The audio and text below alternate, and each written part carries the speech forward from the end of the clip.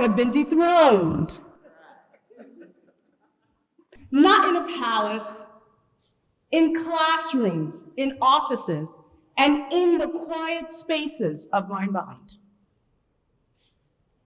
How many of you have been told you don't belong? How many of you have been dismissed? What are you doing here? And I'm seeing heads nodding. Well, guess what? You've been dethroned too.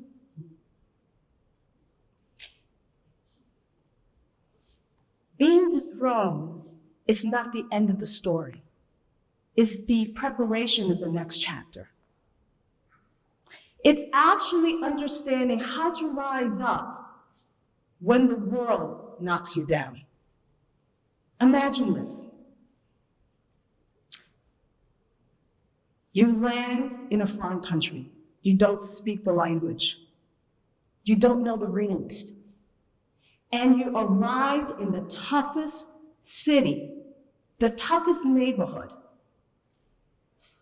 That was my parents. They left Haiti and they arrived in Brooklyn, New York. Now, Brooklyn is a place of promise, but also a place of survival. And in between that chaos, I began to learn how to be dethroned. And I also learned how to reclaim my seat at the table of my life.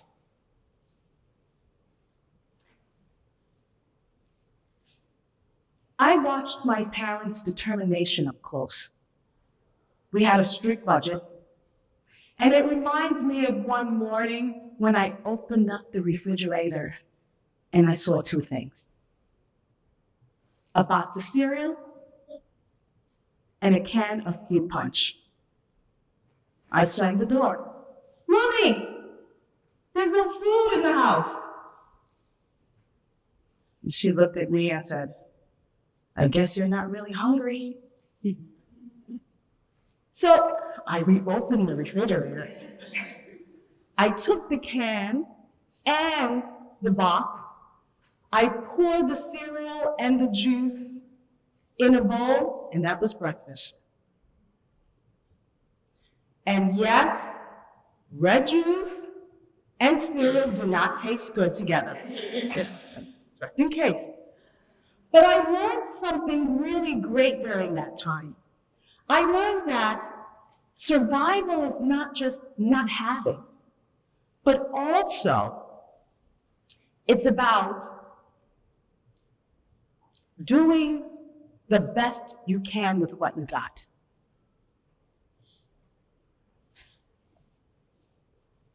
You have to be creative, you have to be resourceful, and keep it moving.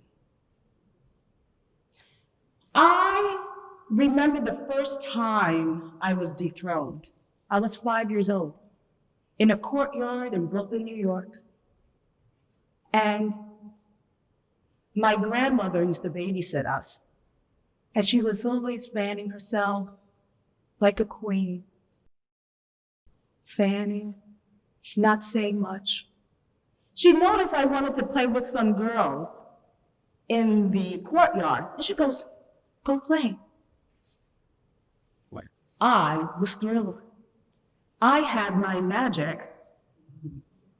genre. Nothing special, nothing fancy. I carried that jump rope everywhere. So I grabbed my jump rope and I ran to those girls. Happy. Yes, I can make new friends. But moments later, I returned, empty-handed, crying. The girls took my jump ropes.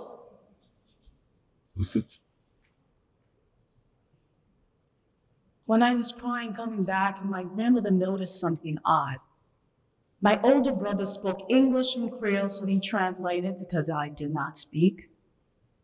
And once she realized what happened, she looked at me and said, in Creole, by the way, that I'm going to translate, she goes, "You better go get your jump rope back. or else I'm going to give you something to really cry about. Ooh, terrified. But I was more afraid of disappointing my grandma. So I went back, determined, focused. I said, give me my jump rope back. I came back. I was so proud of myself. I was holding that jump rope like it was a trophy. And you know what her reaction was?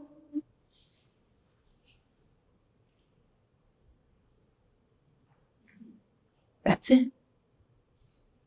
But I learned something from that, which is my first leadership lesson. If you don't stand up for yourself, someone else will write your story.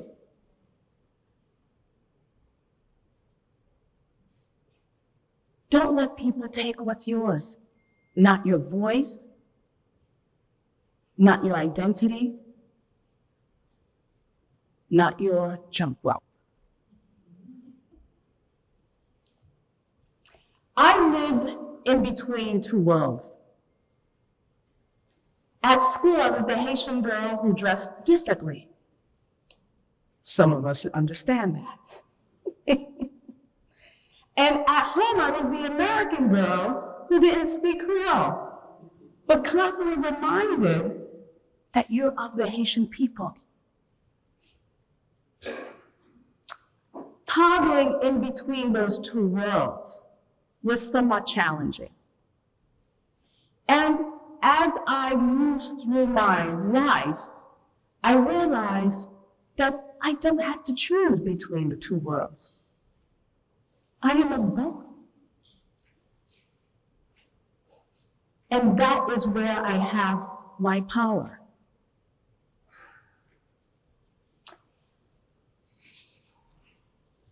In high school, I fell in love with languages. I was taking French and Spanish and wanted to take Italian.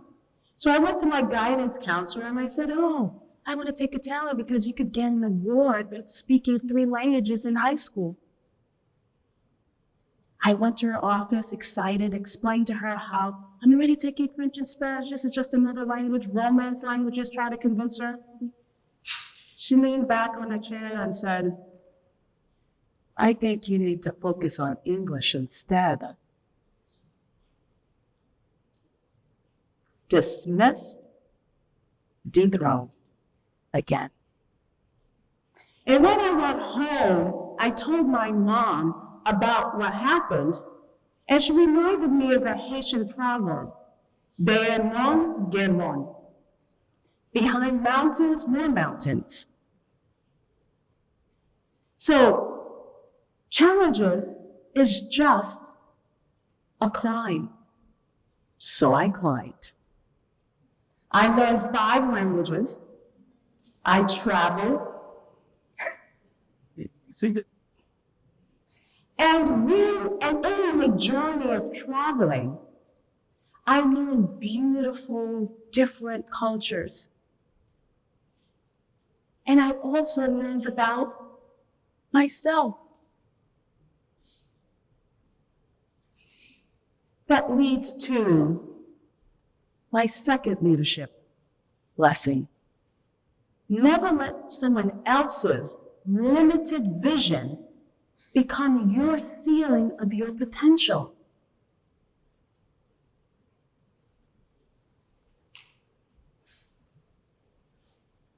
Years ago, I'm an auditor, and I got a job, and I'm an internal auditor, and there's a difference.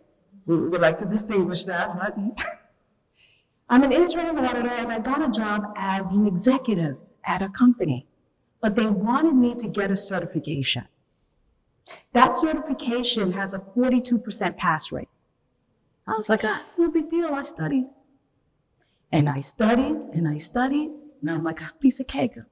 They gave me 1 year, or else I was gonna lose my job. I took the exam, and guess what? He got it. I failed. Dethroned. again, and again, and again, and again, and again, 10 times.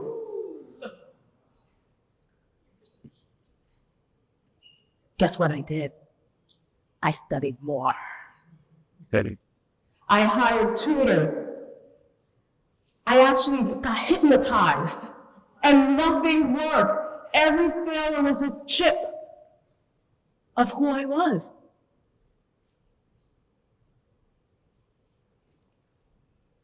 So I had to think about what I had to do differently. And instead of thinking, oh, what's wrong with me? I started asking myself, what's unique about me?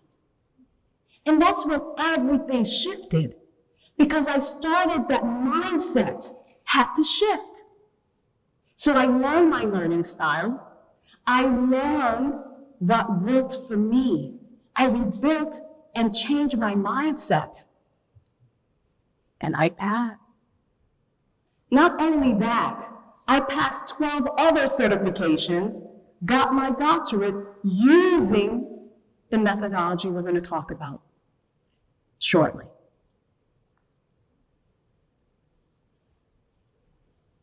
So now, leadership EQ. It's a framework that's built on 3 pillars: mindset, emotional intelligence, and leadership qualities.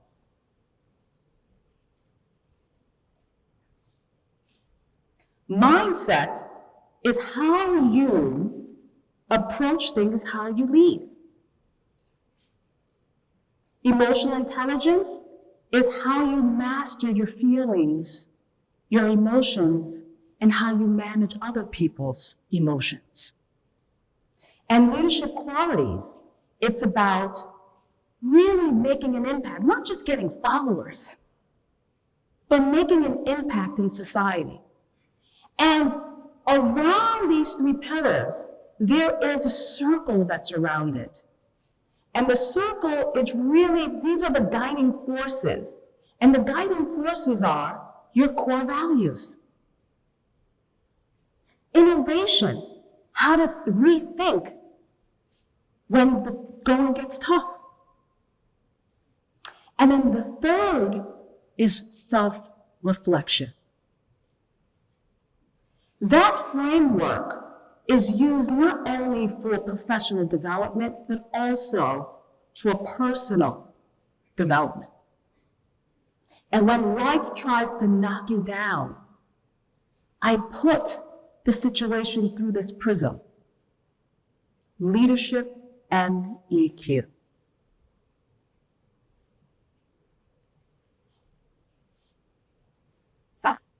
Now, leadership, it leads to my third leadership lesson. Real leadership begins the moment when you stop performing and when you start aligning with your truth. So,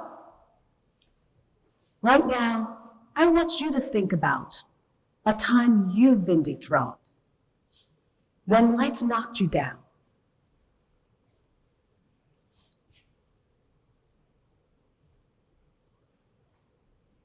What helped you to recapture and build yourself up? What ignited that fire in you?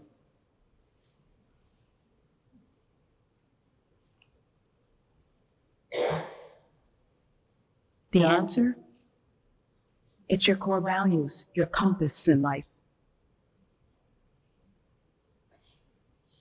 I challenge all of you to really start thinking about who you are and the value you provide to the world. Everyone adds value. So, I challenge you. Don't wait for permission. Don't wait for the chance. Don't wait for someone to give you the crown. what needs to be done and what's the truth is that you've never been dethroned. You've never been dethroned. Because leadership is not about a chair. It's about your voice. Well, Your voice. That's your leadership voice.